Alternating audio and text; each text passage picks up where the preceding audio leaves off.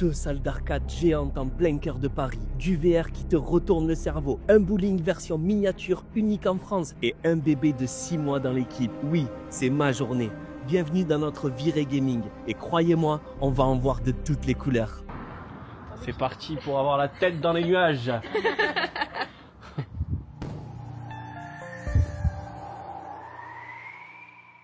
On commence donc en attendant le Uber, un van bien stylé, parfait pour accueillir tout le monde. On grimpe à bord et direct, bonne ambiance. On regarde un peu les monuments défiler à travers les vitres, on rigole, c'est le début parfait. Qui c'est qui fera le bateau pirate avec moi et la petite? On est enfin arrivé. Premier arrêt. La tête dans les nuages.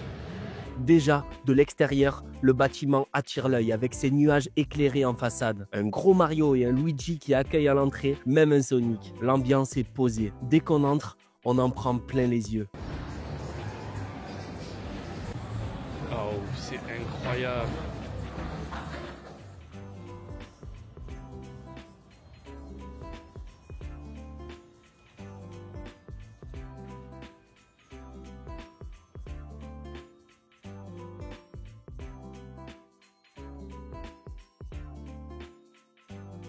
On descend et là, c'est une claque visuelle. Des bornes d'arcade à perte de vue. Et il y a même des vitrines avec des objets de collection. On sait même pas par quoi commencer. On descend en ascenseur, on demande des infos à un employé. Je crois que c'est par ici l'entrée pour demander... Bonjour, pour prendre des entrées, c'est où s'il vous plaît? Alors, vous avez tout simplement une carte de jeu sur les bords directement là-bas. D'accord, ok, c'est une carte de jeu chacun, c'est ça? On peut en avoir une pour plusieurs. Ah, on peut en avoir une pour plusieurs. Et c'est parti. Je recharge une carte de 75 € et c'est avec ça qu'on pourra tout faire. On commence par une machine à peluches, mais pas n'importe lesquelles. Des peluches géantes de Mario et Luigi. Bon, on va essayer d'attraper un petit Mario pour la petite Elia, enfin un petit Mario.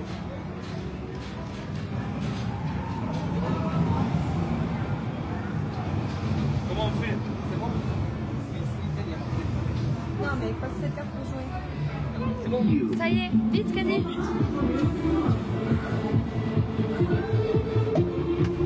Je me concentre à fond. Je place la pince et là, Mario se lève, puis retombe, dégoûté. Pour se remettre, quoi de mieux qu'un Mario Kart à 4? 4 bornes alignées, chacun son siège. On choisit notre parcours et c'est parti. Ouais, j'ai le boost! Je passe en tête à un moment. Je me fais dépasser à cause de projectiles que je me suis pris. Juste avant la ligne d'arrivée, je suis un peu derrière. Je balance toutes mes carapaces, mais rien n'y fait. Je termine 3e. Oh, Flo qui a gagné! Tu sais que j'ai empayé à la fin avec ma... Ah mais il a réussi à passer la truc.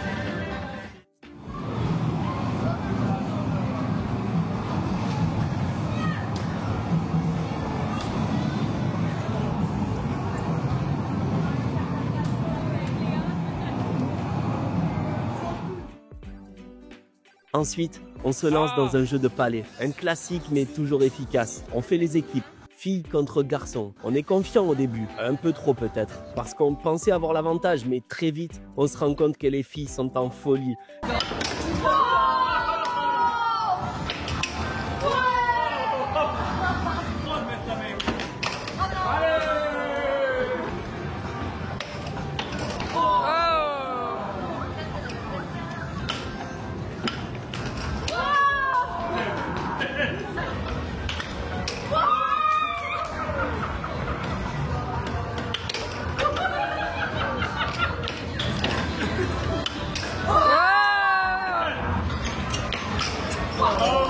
Elles enchaînent les points pendant qu'on essaye tant bien que mal de faire une remontada. Résultat, on se fait battre nettement. Pas une raclée non plus, mais on peut clairement pas dire qu'on a été fort. En tout cas, on a bien rigolé, c'est le principal. Juste après, on tombe sur une borne Tomb Raider avec 4 pistolets. Franchement, à part le nom, on n'a pas retrouvé grand chose de l'univers du jeu original. En fait, ça m'a directement fait penser à une borne Time Crisis. On est devant un écran géant, chacun son flingue et on tire sur tout ce qui bouge.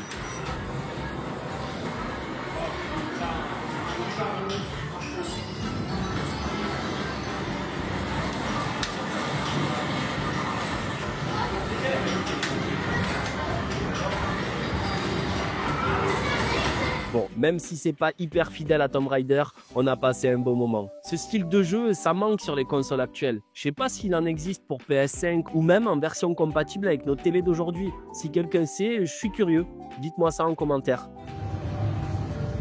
Pendant que les filles s'occupaient du bébé, je tombe sur une machine à peluche un peu bizarre. Allez, on va tenter de gagner une peluche. Au début, je pense que c'est une machine à pince classique. Je vise, je tente d'attraper une peluche et basta. Mais non, c'est pas celle-là que je voulais. Sauf que là, je bip la carte, je regarde à gauche, parce que c'est là qu'il y a les peluches Astérix que je voulais pour ma fille, et rien ne se passe. Puis je capte qu'en fait, il y a 2 compartiments avec la même machine. À gauche, la pince classique pour les peluches, et à droite, une autre pince qui sert à attraper des bonbons. Donc là, je comprends, c'est une machine à 2 étapes. D'abord, tu vises les bonbons à droite avec la mini pince, et ensuite seulement, tu as une chance de tenter la peluche à gauche. Je réussis à choper quelques bonbons, ça fait plaisir, mais je suis quand même là pour la peluche. Deuxième manche, je tente celle d'Astérix. Je me place bien, j'appuie, la pince descend, mais elle attrape rien. Pas de peluche pour cette fois. Bon, au moins, j'ai gagné des bonbons. Flo décide de retenter sa chance avec la grosse machine à peluche, celle avec les énormes Mario et Luigi, qui nous avaient bien fait rêver au début. On part avec Flo, essayer de choper la grosse peluche Mario. Va-t-il y arriver? La réponse tout de suite. Il s'avance, il prend son temps, il se concentre, il bip la carte, il ajuste bien la pince, et moi j'y crois à fond. Je me dis que cette fois peut-être ça va le faire. Mais non, la pince descend, se referme mollement et remonte les mains vides, comme si elle avait à peine effleuré la peluche. Mario n'a même pas bougé, Luigi non plus. Qu'est-ce que t'en penses? C'est impossible. Trop lourd. Le mieux pour l'instant c'était Mario Kart. Incroyable Mario Kart.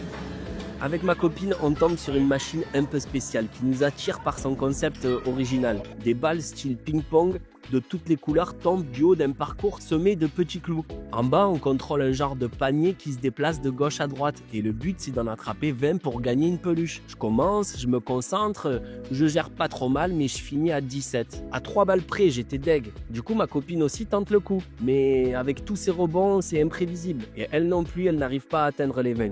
Résultat, toujours pas de peluche. Allez Lélé, t'en attrapes 20. Allez, allez, allez. Lélé!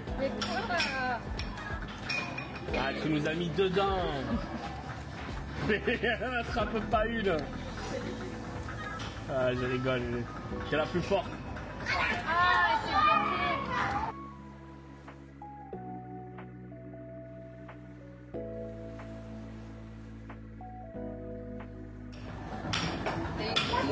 Lélé! Dedans. C'est pas grave. Et là, avec Flo, on se dirige vers une drôle de machine. Une espèce de voiture du futur tout droit sortie du 5e élément. Vous voyez le délire? Ces taxis volants qu'on voit dans le film. Bon, forcément, on est curieux. On se dit que ça sent la grosse attraction VR bien stylée. On grimpe dedans, on choisit un parcours. Allez, on part sur des montagnes russes. Allez, nickel.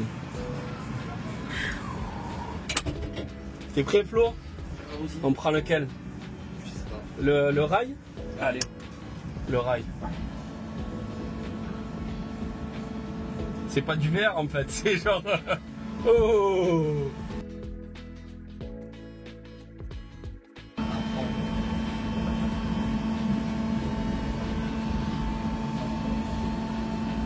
Caméra.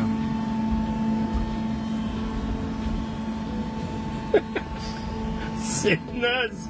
Déception immédiate. L'écran à l'intérieur est minuscule. L'attraction a clairement pas vu une mise à jour depuis 20 ans. Et niveau sensation, c'est 0. Mais vraiment 0.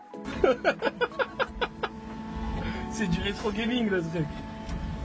Ça marche un peu quand même, mais bon. C'est pas de sensation. Et au bout d'un moment, j'appuie carrément sur le bouton rouge pour couper l'attraction et sortir plus vite. Bref, une expérience à oublier, mais au final, ça nous aura bien fait rire. T'es éclaté au sol. La voiture là, mais c'était éclaté. Après avoir enchaîné les jeux d'arcade, on décide de se faire une petite partie de bowling. Mais là, surprise, les boules sont toutes petites. bien plus légère que celle d'un bowling classique. De notre côté, pas besoin de changer de chaussures. On peut jouer directement. Et après quelques recherches, en fait, c'est un format unique en France. La partie est serrée. Chacun tente de faire le meilleur score. Et là, ma pote Clara nous sort un strike de nulle part et nous bat tous à plat de couture. Hey oh putain, le strike.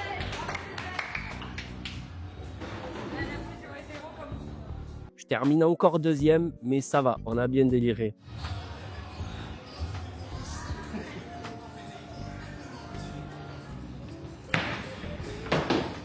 Ah, je me suis blessé. Ah, je me suis blessé, regardez. Après tout ça, on enchaîne sur Time Machine, un manège futuriste en réalité virtuelle. On s'installe dans des sièges dynamiques, casque vissé sur la tête et dès les premières secondes, on est plongé dans une ambiance de film d'horreur. Ce qui rend le truc vraiment immersif, c'est pas seulement les images ou le son, mais aussi les effets physiques. Genre à un moment, j'ai senti un jet d'air sur les jambes, franchement, c'était bluffant. Il y a un passage où j'ai carrément cru qu'on me plantait un ciseau dans le ventre. Le timing du jet d'air, les images, les vibrations du siège, tout était calé au millimètre. On était complètement dedans, à flipper, à sursauter, mais à fond. Franchement, un bon moment. Alors, c'était comment? C'est pas mal. En vrai, c'est vraiment excellent. Avec les derniers crédits qu'il nous reste sur la carte, on décide de tester un jeu de sniper à 4. C'est pas juste un simple jeu de tir comme on en voit souvent. Là, chaque joueur a son propre fusil avec une lunette. Et le concept est super bien fichu. Devant nous, il y a un grand écran, mais le truc cool, c'est que quand tu vises avec la lunette du fusil, tu vois un écran intégré à l'intérieur, qui zoome sur les cibles à éliminer. Un peu comme si tu étais vraiment en planque à chercher ta cible discrètement. T'as l'impression d'être dans une scène de film. Une bonne façon de finir cette première salle avant d'enchaîner la suite.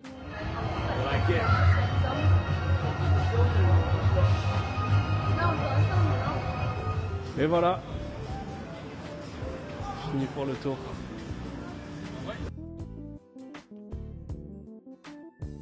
On quitte doucement la tête dans les nuages, encore un peu dans l'euphorie des bornes d'arcade et tentatives ratées à la machine à peluche. Cette fois, direction Seven Square. Mais avant de reprendre un Uber, on décide de marcher un peu pour profiter de l'avenue. Et là, en passant devant un petit café parisien bien typique, un truc attire direct notre regard. Sur les tables de la terrasse, plusieurs clients sont en train de siroter des cocktails, mais pas n'importe lesquels.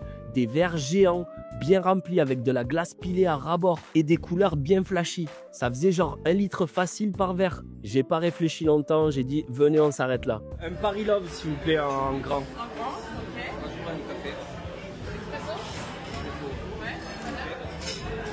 Et un café en plus aussi. Ça, c'est du cocktail. Ouais, c'est moi qui l'avais pris en plus.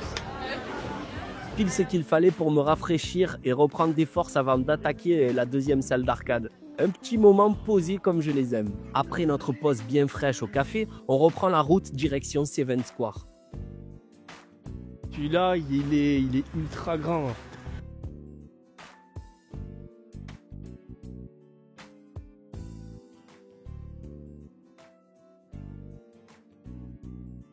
Franchement, c'est super impressionnant. Une fois passé les portes d'entrée, je remarque sur la gauche un grand espace entièrement dédié à Batman. Grosse surprise, je m'attendais pas à tomber sur ça. L'endroit s'appelle Batman Escape et rien qu'avec la façade, tu sens qu'il y a une ambiance de fou. Malheureusement, on n'a pas le temps de s'y arrêter, donc je garde ça dans un coin de ma tête. Plus tard, par curiosité, pendant le montage, j'ai fait quelques recherches et là, je découvre que c'est carrément un escape game immersif de 3000 m² avec 4 missions différentes autour de l'univers de Gotham. Une avec le Joker dans une fête foraine, une autre dans un commissariat, une mission dans la Batcave et même une course-poursuite dans les rues de Gotham. Apparemment, les décors sont hyper réalistes. Il y a des acteurs en costume, des effets spéciaux, bref, un vrai délire. En plus, il y a un bar à cocktail stylé et une boutique d'essai juste à côté. T'es même pas obligé de faire une mission pour y accéder. En marchant un peu dans le complexe, on commence à réaliser à quel point le lieu est immense. Il y a des restos partout, des terrasses animées, des écrans qui diffusent le match de foot. Franchement, on s'attendait pas à ça. C'est pas juste une salle d'arcade planquée dans un coin, c'est un vrai centre de loisirs moderne, vivant un peu à l'américaine. En arrivant au fond du complexe, on tombe direct sur Fly Zone, une énorme soufflerie vitrée et dedans 4 personnes qui flottent dans les airs avec des casques et des combinaisons, comme en plein saut en parachute. Ils enchaînent des figures, franchement c'est captivant. On reste un moment à les regarder, c'est trop stylé. Du coup, motivé par ce qu'on vient de voir, On décide de prendre l'ascenseur pour descendre et aller demander directement s'il reste de la place pour tester Flyzone.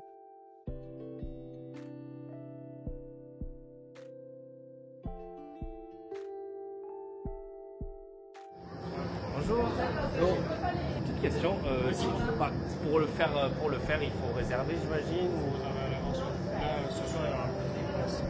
D'accord, il n'y en aura pas du tout. Ça, c'est un petit peu. Ok. Mais malheureusement, c'est complet pour ce soir. Pas de vol pour nous cette fois, mais une chose est sûre, ce sera à faire lors d'une prochaine virée. En marchant un peu plus loin, on tombe sur toute une rangée de bornes d'arcade.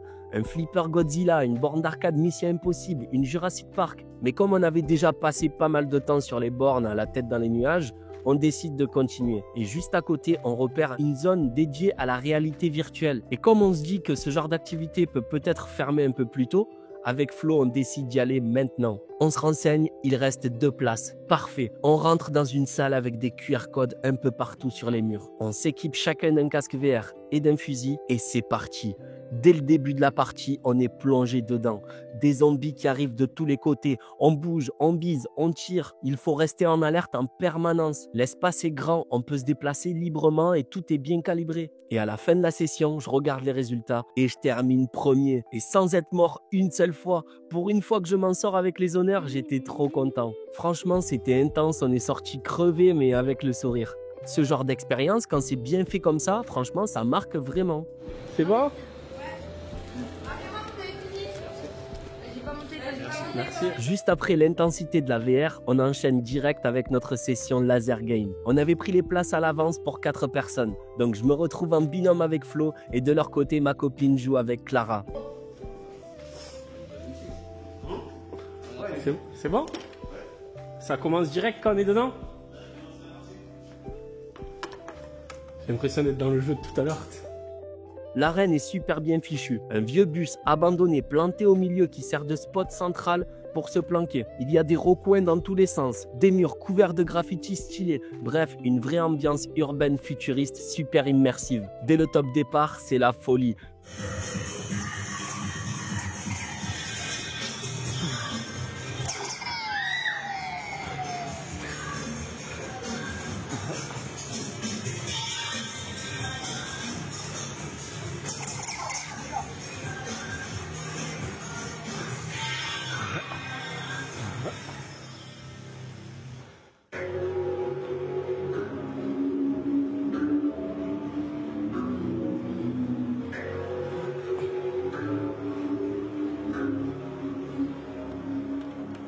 Moi, je commence fort, mais je sens que la fatigue de la journée commence à peser. À un moment, je me cale derrière un mur et je reste 2 bonnes minutes assis à reprendre mon souffle. Mais je continue à viser, faut pas croire. Hein. Je fais quand même pas mal de touches, donc je me dis que je suis peut-être en tête. Ça y est, fin de partie. Les scores, s'il vous plaît? Vous avez juste ici.